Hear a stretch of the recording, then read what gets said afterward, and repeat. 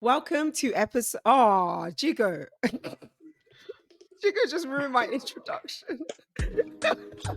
My bad. All right, I'm I gonna am go so again. sorry. All right, here we go.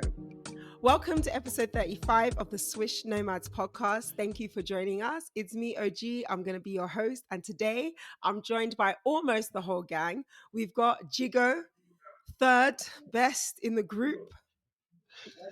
There you go, guys. It's a win of both for Senegal, but we came home with a medal, so we're happy with that. And yeah, preparing for the next AfroBasket and next U18 tournament that will happen. So yeah. And then the bid technically is representing island nations. So Madagascar did not come last. Oh, we're Yeah. matching. Jerry We're Pepper, Rabbi matching. Bisoa, that's for you. Yeah. Rabbi Bisoa, that's for you. Love that. And he's asked us to address him as the champ. And unfortunately, I have no other recourse than to do that because Angola are champions. So welcome back, the champ. P Funk, how you doing, sir? They didn't believe in us. God did. Okay. Again. No, for real, for real. After all the hatred that I got because of Petro, hey, I can't listen, don't That you was just gotta brought on put yourself though, bro. no You you believed in Petro. listen, you gotta put some respect on our name. Honestly. Mhm. Listen, we're like LeVar Ball. 4 for 4. Every time we host, we never lost. Mhm. Never. You get home Mhm. court. Yeah, We yeah, got home that's court. yeah, that's what home court means. Yeah. All right. For those of you who don't know, we are recording this after the AfroBasket 2025 final. So Djigo is going to round up what happened in AfroBasket on the last day for those of you who missed it. They lost. God. Djigo, just tell everybody the facts. It's not about winners and losers. Okay. So the fact is, after the AfroBasket, two games were hosted in Rwanda, which was the bronze medal game and then the gold medal game. The bronze medal game featured Senegal and Cameroon respectively losing to Mali and Angola, the defending champ. So on that game, what we saw happen, it's a Cameroonian team that wasn't ready to play the third game, the third place game. I mean, Senegal did blow them out 80 something to 48, which was really insane to watch after the performance that they dropped against Angola. So what we noticed on that game, Jean-Jacques Boissy became the highest scorer of AfroBasket history. He dropped a 40 masterclass, which gave Senegal the medal. And on the final game, I mean, guys, correct me if I'm wrong, but I feel like we were all waiting for a more competitive basketball game. But shout out to the champs that are that did not play with their food and then that meant business and really took care of Mali from the first quarter to the last minute of the game. So guess that's what happened. Senegal won the third place. Uh, Mali came on second, knowing that it was the first final on Malian basketball history that they reached the AfroBasket final, which was a big accomplishment for them as well. That's the same generation of the U18, U19 that played in the World Cup, showed up big time over there to play and represent their country in this year's competition.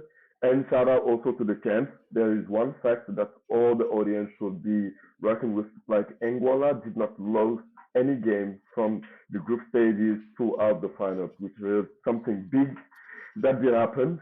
And for the All Star Five, we got two Malian, a Senegalese, and two Angolese as well. Cindy Dundao winning MVP, which showed how big African basketball is.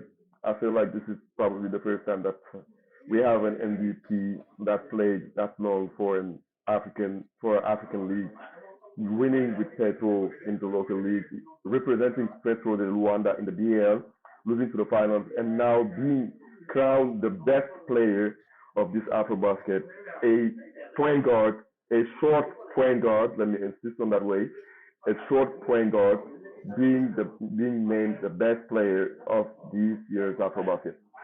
And for also something that I wanted to wrap up, Madagascar has a trophy. I don't know why, but they handed out them because they're nice people. Probably they got handed the fair play trophy and something also to get an eye on. But yeah, I wanted to congratulate Angola for winning their 12th AfroBasket in African basketball history. So yeah, that's it for me.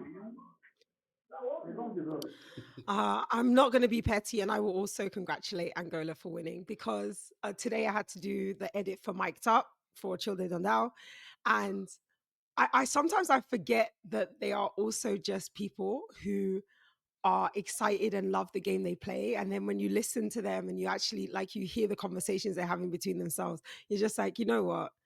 Yeah, all right. Yeah. I mean, he deserved to be MVP. Let's be very clear about that. So congratulations to Angola for winning. Mm. Yeah, and I'd like to add something about Tilde. I think we're gonna be friends if we ever meet because we're nearly the same height. You know, his yeah yeah he's 161 uh 167 centimeter tall. I'm 170, so nearly we could be friends. So give me a call someday. Maybe we could chat, have a coffee someday. All right. So in honor of Bye. us, oh sorry, in honor of us wrapping up AfroBasket, the episode today is a little bit different. We have three questions that we're each going to kind of run through our answers to, and then we'll take a look at the upcoming events and normal broadcasts. We'll assume. No, how's that say? Resume. Resume. Okay, I'm gonna cut. OG, remember to cut this bit out so you sound really professional. Okay. Normal normal podcasting will resume next week. Okay, so question number one is what was your personal highlight of AfroBasket 2025? I'm going to start with the bid. Mm, mm, mm, mm, mm. Two things. Uh, South Sudan getting bouted out of competition. How this is a highlight? I'm sorry. Yeah. How this is a highlight, bro? No, no. Yeah, it. He's allowed to say I what's bet. his Explain it. highlight. Thank you, OG. No, I mean everyone was saying South Sudan's gonna win. I was Not seeing them me. as winners and all that. That was one thing, and the second thing was Mali reaching the finals because this team they've been growing together for quite some time. Maybe I don't know if the coach. Yeah, I think they changed coach at some point. The coach, the fact that coach Djigo, he knows the players Mm. uh, from under 19. No, he's been playing with them. He's been coaching them.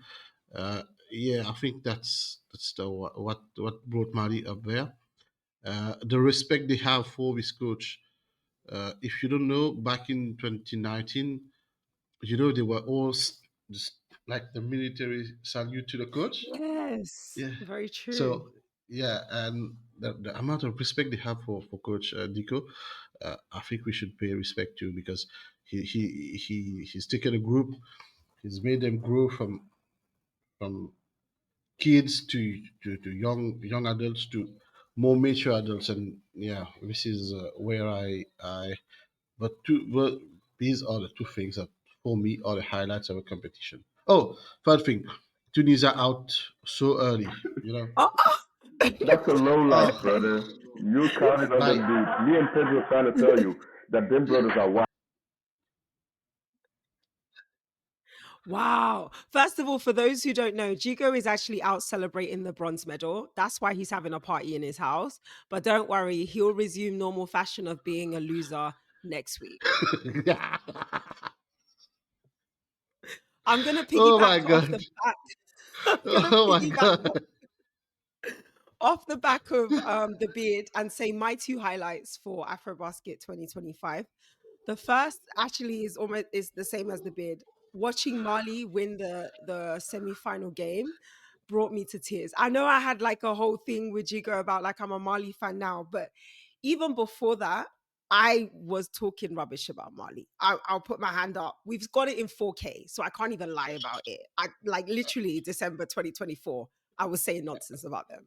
But watching them through this competition, it reminded me that basketball isn't about just the stats and the things that we look at on the website and the the scouting reports. It's about playing with heart. It's about using the opportunity in front of you, and it's about like trying. And that's what they did. They just kept trying and trying and trying. And then to watch them win and go to the final, for me, is like, this is why I love this game. And it was beautiful. And it, for the Mali Federation as well, I think it just proves to them that investment and hard work means something. And actually, if you keep doing what you're doing, you are going to have success in the long run. So that was my first one. And then my second, like, memorable moment was Bruno Fernando going and finding Carlos. Um, Mm. Oh, wait, Morera? No, Marias. What am I saying? Going and finding Carlos Marias in the crowd and basically just saying, like, we couldn't have done this without you. And then him putting on Carlos's jersey and just showing that respect. And then the team, like, getting Carlos on the court and everyone yelling MVP. I think it's rare for us to see Black men showing that much respect to other Black men and also having other Black people show that same respect. I don't know if I'm explaining it in the same way, but it's just not a moment that you see organically very often. And to have Africans respecting Africans and respecting him in that way, it just reminds you that times have changed. And we as a people have moved further on than the division that was created for us. So, yeah, those were my memorable moments. Uh, Yeah, sure. Jigo, do you want to go next? I think two memorable moments. The one I shared it with you, it's how they showed love to Carlos Moraes. I feel like if anybody deserves it, that championship and that farewell tour from an AfroBasket that is organized in Angola, it's him. Knowing what he means to the country, knowing what he means for African basketball in a whole. He should have been part of of this team that win AfroBasket. We all agree on that. He deserves Agreed. that farewell tour. Agreed. It's not like we own it or whatever. He deserves that farewell tour. And then I love the way Bruno showed him love after all that, and then handing him the trophy. And he have all that speech. He came really emotional after the championship. You kind of knew and you kind of see that this man wanted to be on the court so bad. But yeah, that is something that really happened. A moment that I share with you. Another highlight that I have, if you think about it, first episode of the Swish Number podcast, Pedro said this year will be the years of African point guard. That's what Pedro said. In the semifinals, Mm. all the 4 point guards of each team that are dominating their teams are born and raised and are playing for an African basketball team. Senegal, you have Jean-Jacques Boissy and then Branco Mm. Bajago in the backcourt. Angola, you have the MVP, Tilde Dendao, African point guard. In Mali, man, I love this kid so much. Can say he's an African point guard, and also like maybe drama him. But yeah, this was my typical highlight. We saw the players that were dominating in this year's competition are players that are based in the African ecosystem. They are playing for an African league. Either it's the BAL or the respectable local leagues. You can see we can name them. It's them. We can name Ivan Almeida. We can name Oh, anybody. African So it's just showing to problems. people. And then let And me he say was that I saying address that, my the other federation day he was as well. saying, That I was that making African or that too many American history that you want to classes. That was naturalize, do appreciated you that too. now need them? It's Knowing that true. he's a It's god. true. He was cussing him out the other day. All right, Pedro, why don't you go and we'll come back to Jigga. Listen, you stole my shine. Like yeah, you came with this with a Carlos story. But like, listen, a lot of people don't know. If you ask Bruno who's the Angolan goat, he will say Carlos. You know, he will say Carlos. He represents so much for our people, and it's like Carlos has a bigger star power in Angola than Bruno because he's more relatable. First of all, he's a normal sized man. There's not a lot of Brunos in Angola. Not for real. You Fair. see like a 6'3", 6. He's a normal sized man. You see him, he's approachable. You will see, like, listen, if you, Carlos is like, he's such a humble kid. When I met him, like, we used to play pickup 3 on 3. We would go play like outside on concrete. This guy was like, he played against Kobe, played against LeBron, and then he, like, a month later, he's playing with you, or like, playing street ball with you. So, but that kid is so humble. That kid is so. Let me tell you something. I knew already he was coming back.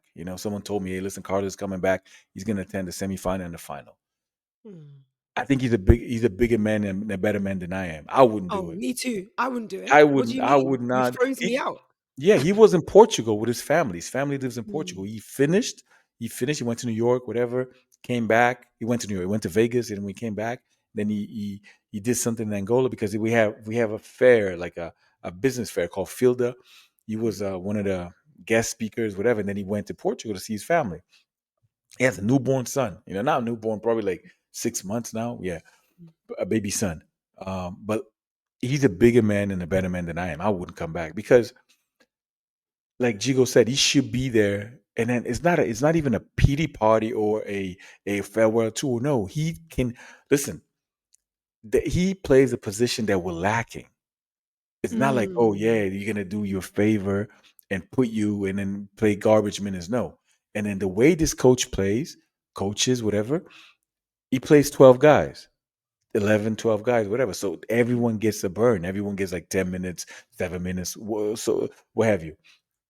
Uh, Carlos' last appearance for the national team was 4 years ago.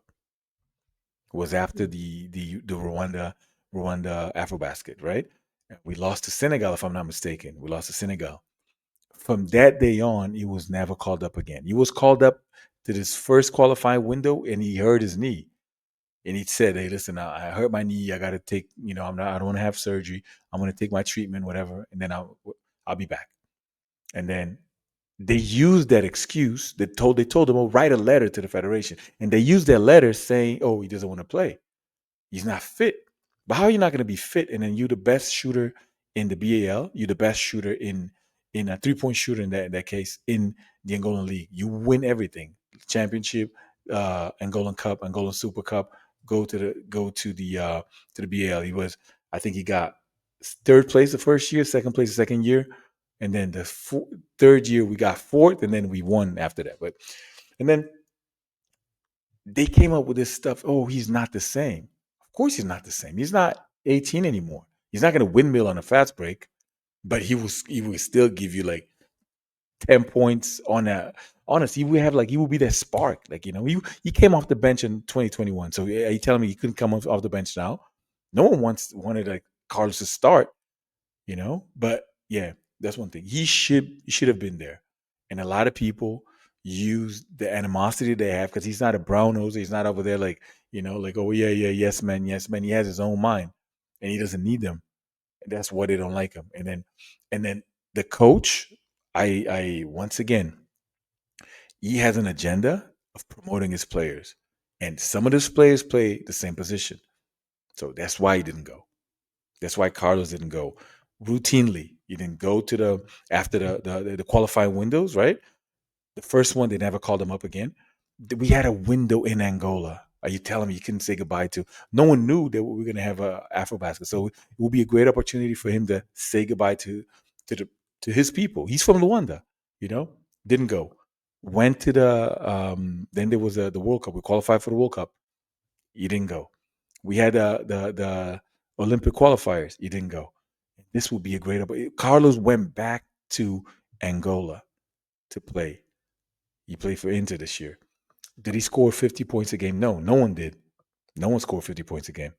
And then Carlos was, I don't even remember, like the top scorer was scoring like 16, 17 points a game. And Carlos was averaging like what, 15, So he's still a scorer, he will still give you buckets. So it's, that thing what happened, it was Bruno is, he's not a kid anymore. He's a man, and and then what I love about that kid, he was the same one who covered that monkey in the Philippines. He covered that monkey, you know, and then him and Silvio. So if you saw who's carrying Carlos was Silvio, Selton, and Bruno, because the guys that play with him, some guys play on the same club, same team with them. I would say, hey, listen, what's up with Carlos? But like I said, it's always your own people. I have a question. Did you see the shot of the coach like hugging Ah, Carlos and come on, putting man, his come on, arms around come on. his hands around his head? That guy is the biggest hypocrite, man. I'm telling you. Like, listen, I mean, I'm so. I keep telling people we won despite of having that idiot as a coach. You can quote me on that. Mm. Yeah, we Let won. me Angola see. won not because of that coach. Is in spite of having that coach. Yeah, I can definitely say I feel like the final Angola played a good game. I think Mali started off scared, and I think that's a normal reaction to have. Like even when you speak to the women at the women's AfroBasket, when you're doing post game interviews and stuff with them, they're just like, I'm not scared. It's just it's really intimidating when the whole arena is full of people. Because I think again we forget that in Africa it isn't normal to have a full arena every time you play. That isn't a normal thing that happens in yeah, basketball. So for you to go maybe having like half an arena full or like a few people or sometimes playing with nobody, because remember last Afro basket we played was during COVID. We true, had no fans. true. And so then you come into Angola, where if you are playing Angola and even not playing Angola, the Senegal versus Mali game had Wow. fans. There were fans there. Cape Yeah, Verde had fans. Egypt, I saw some fans as well. DR Congo, also fans. So it's a different playing environment now. So it's normal for you to feel anxious or apprehensive. And then as well for Mali, that legacy now that's been told to them, look at what you've done. Look at what you've achieved, and now like go and try and win it all. I think I would have been quaking in my boots. Like real talk. So I commend them and I respect them for coming out and not giving up. Even in the fourth quarter, they were still pushing, they were still trying.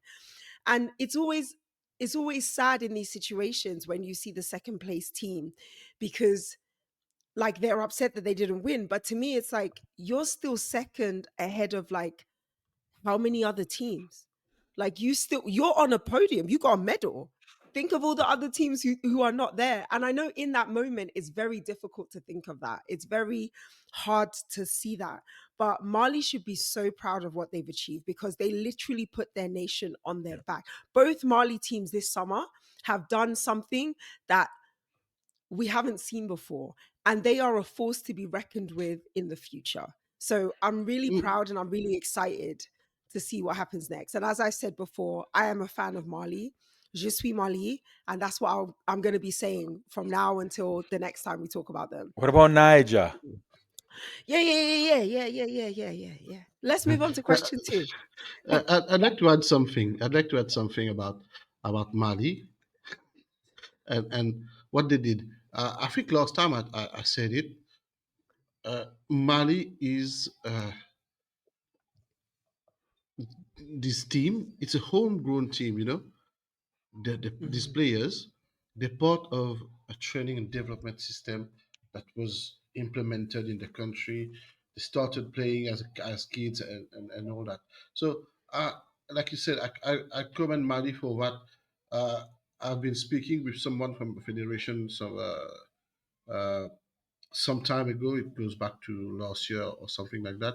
And even when we first met back in 2017, we talked and I told him, and then he told me the plan is to have good players in the long run, not to have players just for one tournament and they disappear. Mm. The plan is to have good players in the long run, and this, like I said earlier, like I've always said about Mali, what we see today is exactly the that that was the team that's supposed to make that made Mali shine brighter than they ever did. Because these kids, they offered Mali their first men's trophy in the under 16, and and they climbed Mm. together. So yeah, for that I really commend Mali and for what they've done. Thank you. Let's move on to question number two, which is what have we learned from this year's Afro Basket? I'll start and I'll say what I've learned, and I kind of said it before, is don't trust the stats. Don't trust, don't trust what happened before, because that's no indication of what's going to happen next. Um, and I think it reminded me that basketball can be unpredictable. Like sport can be unpredictable. You think you know what's going to happen because we watch it day in, day out. We study it, we talk about it, we live it, we play the game. But actually, when it comes down to it in a pressure moment, you don't know what's going to happen. Cote d'Ivoire, like the biggest surprise to me ever. I genuinely thought I was going to see them on the podium because they just look like a well-oiled machine. They looked amazing, and then they face Mali, and Mali just do something. They just dazzled me. Like, so what I've learned is don't always trust what came before. Have some faith that what can come in the future can change things. Uh, P Funk. Oh, you're on mute. Okay, let me put the sound. Um, what I've learned is that you got to bring your A game. You got to bring your stars. You can't come with your C team or your D team. You can't just tease people. Oh yeah, Kuminga's gonna come, or Mobamba's gonna come. He's training in Oh, I forgot about you that. know, I they were like, forgot about yeah, that. they were like hyping people up. Oh, such and such player gonna come, and then South Sudan comes with a 50-man roster. Well, where them boys at? I Because genuinely forgot. yeah, you got to bring your A game. You can't be like the states. Oh yeah, listen, I'm gonna. Hey, are you? Because the states, what they did, they had a like a 30 something man rotation, and then each tournament they would just say, hey, are you available? Are you available? Can you come? Da da da. Da. I mean, listen, you can't have only four players from your biggest. Okay, I know the NBA guys couldn't come. Mhm. Mama Watch couldn't go, JT Thor couldn't go, but they had all these other dudes that like supposedly, I mean, they don't play in the league. Why didn't they go? You know, because they thought it was a walk in the Mm. park. We're just gonna go and then it was humbling. You know, they had to eat a little humble pie because you Do you know, think that's what it was though? Do you think that they thought the team was going to be fine? That's why they didn't go. I mean, you know what I think it is like this. It's like this. I think it's they underestimated the competition. First of Really? all, Do you think so? they believe the hype. They believe the hype. Oh, okay. You know, they believed the hype, and then they were like, okay, since they don't, and it's gonna happen like it happened with Nigeria in the past. Remember when Nigeria had all these NBA guys that will Mm, show up in a World Cup or Olympics, but they won't yeah. show up for the AfroBasket. You know, Oh, yes. so I think it's a Okay. similar trend. These guys saying, okay, Interesting. because what do I don't it qualifies for nothing now. It's just for the qualify. I mean, you're able to compete for a spot at the World Cup. You No, know, I think, and I need to check the FIBA rules on this, but for example, when Nigeria won, my understanding now is that Nigeria gets automatic qualification to the Women's World Cup. women's, but not the men's though. But why wouldn't the two competitions be similar? Oh, sorry, Makes no the sense. same. AfroBasket doesn't. Angola's not going. Angola's going to compete now. I think women's. I don't know why, Um, because maybe women's is less. There's less African teams? teams in that women. You know, from Africa at the World Cup. That because there was five in at the World Cup. Mm, Remember, for mm.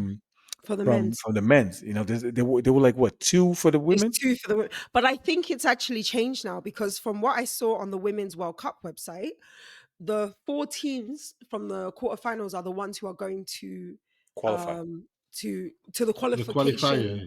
Yeah, they're Yes, not going. Yeah, but Nigeria is already automatically qualified. So actually it's only the three of them that need to compete. But I think we have two extra slots. So I think if I understand it correctly, I think there'll be three African teams at the competing. Women's World Cup.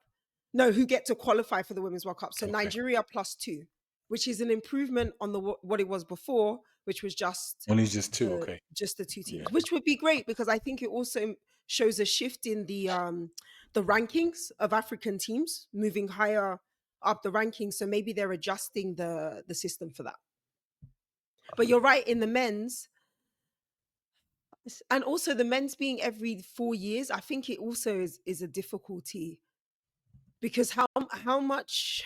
I think every 2 years you can get a system going. You can get a rotation. You can be training people or having people like move in and out. 4 years is hard to do that because in 4 years so many things change. True. True. True. Mm. The beard, what have you learned? You can be number one. You can be number one and still get spanked. That's rankings, like you said, stats and all these, they don't matter because I was I was saying, okay, South Sudan with all the hype and all what's been said, what they did at the at last year's Olympics and all that. Yeah, sure, they're going to claim something. Okay, we're gonna win this AfroBasket. We're gonna show the world that yeah, we belong. And they were just out and okay. And second thing that uh, and this goes out to Childe. Oh, come on, come on, come on, come on, come on. Size doesn't matter.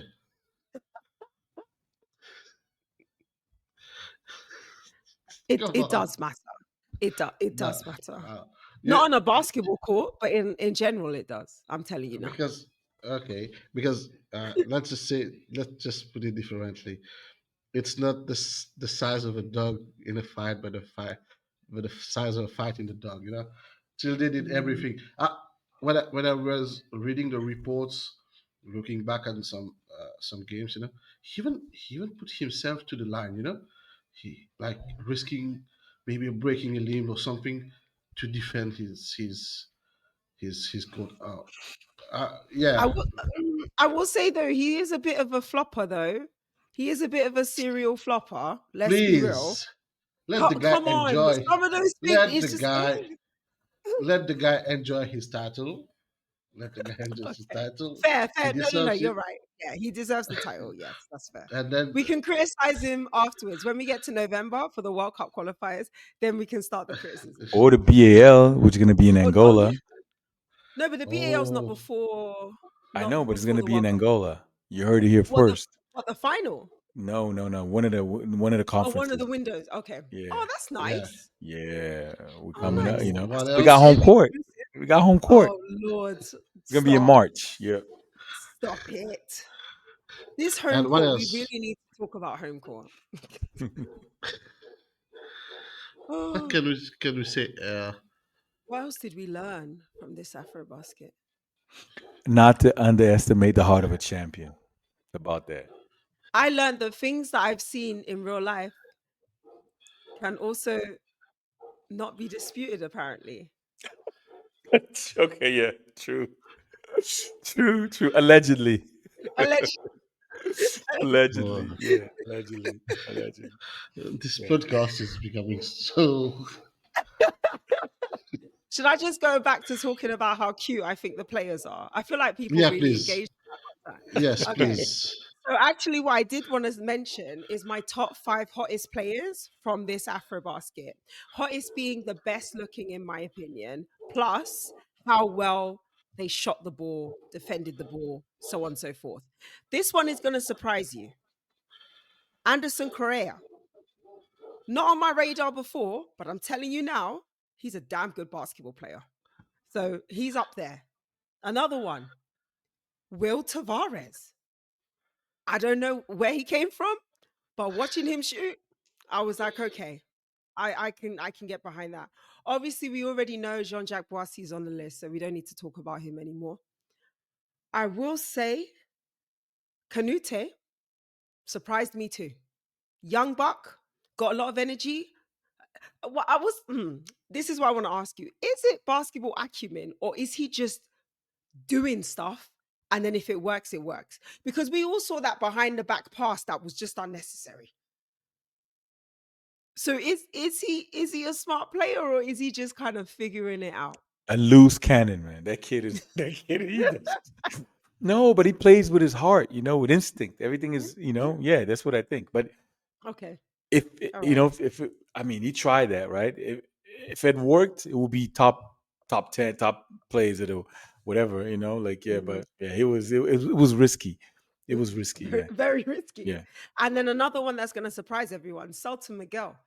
I didn't know you before, but I know you now, bro. Like, where did you come from? That- all right, so Ali Diarra, special mention, obviously. Um, that's it, really. Those were the guys who I was like, great games, and you look great. There you go. Back to how the podcast used to be. Right, let's get into the last question. I was actually hoping Jigo would come back, but internet problems and that. So, the last question is, what does this AfroBasket mean for African basketball as we go into the World Cup qualifiers in November? The beard, do you want to start? Mm, yeah, why not? What does it mean? Oh,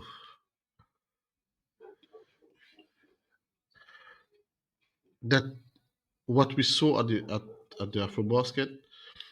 I'm not sure we're gonna see the same thing at during the qualifiers. Really? Yeah, I'm not sure because the teams they've watched each other, they've been Mm. observing and all that, and I don't know the format if they're playing against each other first and then going to the work. I'm not sure about the format, so I'm not gonna speak on that. But I think the draw has already been made. If I I'm not think so, yeah. And it's 20 teams, right? So it's not just the teams that took part in AfroBasket, but it's teams that didn't make it to AfroBasket as well. They still have the opportunity, right? Have I got that correct? I think it's 16 teams. 16 teams. Oh, is it only the 16 teams from AfroBasket? I think, yeah, I Oh, think. I So was hoping to now, see Central African Republic. That's a mm, shame. yeah, now I think we're gonna see something different from each and every team because those who created the surprise Mhm. will try to maintain the same momentum. Those who lost, who went 0-3, they'll try to just change the narrative. Uh, like just a question, Libya, I think I had high hopes for them, but Mm. maybe they can just revert and do something better this time. That's the only thing I think uh, we can expect from them for it's in November, right? Yes, November. Yeah, so let's just wait and see how it goes. But things we won't see the same thing that happened at the Afro Basket. That's for sure. I think for me, what how it has changed is I'm looking at a few teams differently. So, like a team that really surprised me, and I don't think we actually spoke about them, is Rwanda. I'm sorry, Rwanda has got a program now where they've got young players coming through and mixing it with like the experience that players have had before.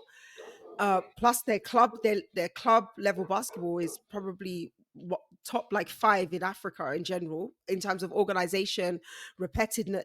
Repetitiveness? No, that's not what I mean. Stability in terms of coming back every year and then having teams in an organized fashion. I think Rwanda is a team that will surprise us coming into the World Cup qualifiers because, like you said, now they've watched everybody. They've seen their mistakes. They're gonna learn from it, like go back and fix it and change things up. So I'm expecting to see good things from them. Mali, I'm expecting to see good things. I'm intrigued to know what happens with South Sudan now. I want to know if Coach Ivy's coming back. I want to know if Carlick Jones is coming back. Like, yeah, I'm intrigued to see what's the formation of South Sudan now. Nigeria, I, I don't know what to say because I just don't understand it. Like, I can't explain it. Um, y- uh, Again, it's like on paper we look great, and even not even on paper, like watch us, like we're doing great. We're able to battle through adversity, and then we get to these big games and we choke. And I don't know what that is or like where that comes from, what's happening there. So um I can hope for good things from Nigeria, but if we take into account what's happened previously, I'm not holding my breath. what I would really, really, really, really, really, really, really like to see is Cape Verde make it to the World Cup again. Because I think if they do, one, it will probably be Tavares' last World Cup, probably both the Almeida brothers as well. And then the next kind of generation is Correa and oh, probably Mendes is last as well. But Correa and young Will Tavares kind of having to lead that team. So they almost need that experience again on the national level to kind of be like to take that momentum moving forward into what they do next. And then Cote d'Ivoire, I wanna see if they can bounce back from this. And actually Cameroon, I just forgot about them. Like, yeah, I really did forget about them. What's gonna happen with them? Is Missy gonna play with them again? Like, yeah, that last game was really sad because I felt like they had checked out before they even stepped on the court. It's like they weren't even interested in winning the medal. So yeah, that's for me. That's how I'm looking at the World Cup qualifiers now. Pedro. You mentioned South Sudan. You mentioned Rwanda. You mentioned. I mean, first of all, we don't know who's going to be available because it's going to be FIBA windows. November is FIBA windows. The NBA Yeah, guys can't come. yeah. That's one thing. And then I think some of these FIBA windows, the Euro League doesn't allow the guys to leave. So Mm. Tavares not going to go. Bruno's not going to be able to. I mean, unless they really, really want it. And then Cape Verde, they're gonna have to find a new coach because, he Oh, I forgot about yeah that. he said he's out. He was really, really, and rightfully so. Yeah. What happened during the game. I mean, I have my lawyer on speed dial, so if they wanna, they can, yeah, we can discuss, Mm, yeah, but yeah, but it's crazy. It's crazy. Allegedly, his mm, claims were, you know, and listen, 2023 at the qualifying window, World Cup mhm. qualifying window, Eddie left Real Madrid. I think I he played on remember. a Thursday, Mhm. flew to Angola to play, and he was beat up, and then Mm. listen, Schilder went to the line 23 times. Cape Verde went to the line 27 times as a team. You know, obviously they're gonna favor and whatever just because he's short, whatever he goes and bumps into, and then there's always like he falls, gravity. He hits somebody and he's gonna fall, and then the optics are always, oh my god, poor kid, whatever. They send him to the line. But Tavares gets hit so because there's Mhm. no more contact because you're talking about a big guy and a small Mhm. guy colliding, right? But Yeah. imagine two big guys, one guy being harassed by two, three guys, triple team or whatever. So there's no way Tavares he goes to the line so few times, and Mm. so they're gonna get to a point. They're like, listen, I'm gonna get hurt over here. I'm gonna So get hurt. maybe you think he maybe doesn't come because he's more likely to get injured. Yeah, yeah. You don't Mm. listen. Okay. I mean, we got listen. Without any false modesty, whatever, that arena is a like if you put that arena in Madrid, it would be a good arena. Okay. If you put that arena in terms of not, I'm not talking about like this new like Bayern Munich arena with a floor that changes whatever. No, but Mhm. in terms of like 12,000, put in 12,000 people, almost 13,000 in a basketball arena in Africa, it's It's impressive. amazing. Yeah, Yeah, it's impressive. you Yeah. know. So I mean, I know a lot of guys didn't, didn't pay. Just hey, get in, let's open the doors, whatever. Yeah, that's what open the doors, whatever. But still, it shows that basketball is still alive. Because before, Mm, football, soccer was filling up the stadiums, and then people were like, mm, yo, basketball, we don't want to do it anymore. What happened? What happened? No, basketball is still there. mm, And I hope this senior level AfroBasket win is gonna go and show that the women's gonna get better, women's mm, national team, and the U18 is gonna get better, the U16, because we haven't won in a long time. We won in 2023 we got a bronze medal, I think, Hmm. in women's under 16, was it? Yeah, I think it was under 16. Um, I think it was in Tunisia, right? Other than that, that's it. That's it. So Yeah. hopefully it's gonna be like Germany. Germany won the World Cup, right? Then all of a sudden U16 won Division B, and then U18 Mm. won Division A. Now they went to the finals at the World Cup in U19. So it will give uh hope for these kids. Be like, Yeah. listen, and and also the fact that this is the first time an Angolan team is comprised of mostly players that play abroad. Oh, You know, really? yeah, yeah. Is it? Before there was either they play for either Petro or Primeiro de Agosto. Now Oh, yeah, that's true. Bruno plays in Spain now. Silvio was in Israel, is going to go to Spain. Stelton was in NCA, and then you have Eduardo in Benfica, Bazik. You Oh, have yeah, it's true. the other kid that plays. I think in Angola it's only Shield and Abu. Where's Luceni? Lucani is in France. Is he? Yeah, he played in France. D2. Yeah. Oh, and Milton Valente. Milton Valente came Oh, yeah, back yeah. from Milton Valente came back to Angola, but he was in Portugal. So Okay. out of the 12, you had like two that played the whole year in Angola, and then the third one they just joined like for the playoffs. That's crazy. Other than that, they're all like they play overseas abroad. I mean, so Is that good or um, bad, do you think? it depends. If you play for like a scrub team and you a scrub, just it's better. You better off playing at home and then getting minutes. But if you actually play, I Mm. mean, Bruno had had his minutes in Real Madrid. What's her name? Gilson. Oh, hopefully I was get gonna well say, soon. is do we know the news about Jilson? I think he had an MRI. There was there's no structural damage. Oh, It good. was yeah, yeah, yeah. But still, that was scary, It man. looked hot, and it's that moment when you land and then you think everything's fine, and the pain Yeah. comes. That shock to the I was But you like, know that what? is You know what happened? deep. Honestly, because he's a very lean, but like Mhm. structurally, like yeah. And then I think he put on a lot of weight, like muscle. He Okay. got bigger, because when he was here in Braunschweig, he just listen. He came from Angola like the week after that. He was playing for the German league, and Mhm. then, but he was super. I don't think he was. I think his body needs to adjust to this extra weight now. You know, Oh, okay. that's because he like I wasn't there physically with him to see, but like based on what I saw, his shoulders are broader, like his arms, whatever. So he got weight. Then his legs, he gained weight, not fat or anything, but just the fact also because he didn't play in the Turkish league. He only played Euro League, so he wasn't playing Mm, as often as his teammates. He was just practicing.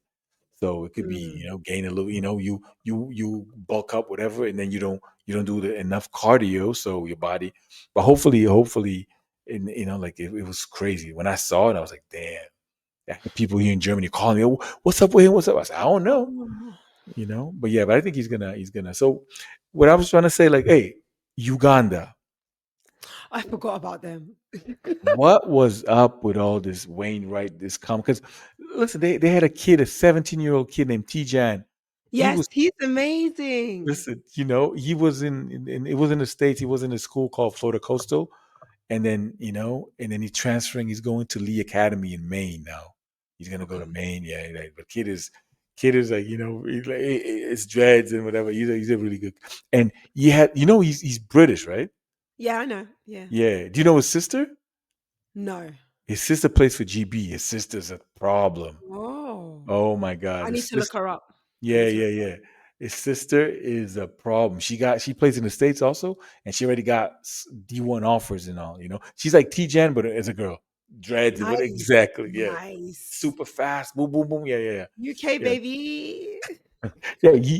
And then he wanted to play because his mom is Rwandan, his dad Oh, Ugandan. I didn't He know Yeah, that. he played for GB before.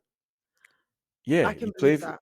he played for GB before, and then all of a sudden he was like, "Listen, I'm gonna go play," and then come on, because GB goes to European European, yeah, competitions. Yeah. European and Division B, U18, they go to Division B. Now they go into to Afro Eurobasket. I mean, but they got a new generation of ballers, whatever. But yeah, but this kid is he has a bright future, you know. Yeah. I he's exciting to watch. Oh hell yeah, yeah, I'll be absolutely. following Tijan to see Yeah, yeah, what yeah, yeah. happens with him. Jonathan, and for you? Mm, Nothing much to add about what he said. Um, yeah, I think this time in the AfroBasket, the youngsters they responded. They came forward, they stepped up and came forward and did what we'd expect them to do at first, and they just delivered. Like you said, young Kanute, uh, he's he's showing some skills. Balu from Mali too. Yeah. He's he was once the Malian Federation didn't want him because of some story that happened and all that, but now he's back. He's showing that he's been playing. He's been keeping the ball rolling, like we say. Uh, Mm. what also we can retain from this is that the African superstars, the Branco Badio, Boissy, and all that, they delivered. They delivered when Yeah. we expected them to. Uh, the MVP once again delivered, like because it's been some years since the media, online media, has been saying that Childe Dendao is the go-to man for Angola, and he confirmed. So Mm. yeah, I think is this, we can say that this AfroBasket was the youngsters AfroBasket now, and that Nice. the previous the previous generation is slowly but surely fading out. They can come and play. I think they have some years ahead, but we're gonna see more and more of these youngsters in the years to come, and that's all good for African basketball. Nice. That's it. Uh, uh, for the listeners and watchers, I forget that this is also on YouTube. Um, your calendars are not done yet for the summer. We have under 16s, Afro Basket boys and girls, which will be taking place in Rwanda. You can watch the games on YouTube. So make sure that you tune in for that and support your teams and your countries. Following that, we then have the Road to BAL, which takes place in October and November. Then in November, we have the World Cup qualifiers. And in December, we have the Women's Basketball Africa League. So there is still so much African basketball that you can engage with Mhm. this year. So find a club, find a country, adopt a country if you want to. I have, you can too. And right now, I'll leave you with Pedro for the final thought. I could adopt Madagascar too, actually. Please, please. I could be like biracial and adopt a few different I want countries. that jersey. I want that jersey now. Oh, guys, you guys are going to get all of my stuff. Like everything that gets made, I'm just going to be sending it in your direction. Listen, I changed my name. Please address me as a champ. God. Don't forget that, okay? Because I got bragging rights. Because listen, and now AfroBasket being every 4 years, like, you're gonna have to, hey, you're gonna have to tolerate me bragging because bragging rights are real, y'all. But listen, we got 12, right? 12 of them things, 12, right? And the fact that now it's every 4 years, there's no way no one's gonna catch us anytime soon, right? So I'm gonna be, no one's gonna catch us, right? But like, listen, this AfroBasket was um, a turning point for, in my way, my opinion, Angolan basketball. It's not like we came back, whatever. No, no, no, no, no, no. We never left. We never left. We just had like a couple of years, a couple of outings. Fifth place. It's not us. I think Africa is better. African basketball is better when Angolan is competitive. When Angolan basketball Mm, is competitive, because the bar was set so high. But listen, we were scared. I was scared of South Sudan because we didn't I didn't know who was gonna go. DRC, they beat South Sudan. Oh, Kuminga's gonna go. Emmanuel Mudiay is gonna go. No, listen. Now we got to be more serious. If you commit, like, because it doesn't happen in Europe. You know, if you want to go, Come on, Giannis MVP, he's playing. Uh, Jokic, he's playing. All these top players are going to European basketball. Why are the African stars and that? Listen, we don't have like we talking about Christian Coloco. Like he had a two-way contract. So Mm, please commit to your country if you want to, because it's every 4 years. You have like mm, two, three AfroBaskets max if you have a mm, long career, mm. because so this listen, one day the ball's gonna stop bouncing. It's gonna stop bouncing, and then you're gonna be like, oh, I should have done that. Oh, should I? Whatever. No, no, no. You didn't do it because you didn't want to do it. You just wanted to go to like chill in Ibiza, chill in Saint Tropez or whatever. Anyways, so my thing is, where do you see your team in 4 years' time? Because Mm. I see mine at the top, but Oh I Lord. always cause look, I always root for mine, because you Of listen, course. I always root for Angola, like and then 9 times out of 10, I'm right. Okay, we're gonna leave it there. Thank you so much. Remember, let me start that again.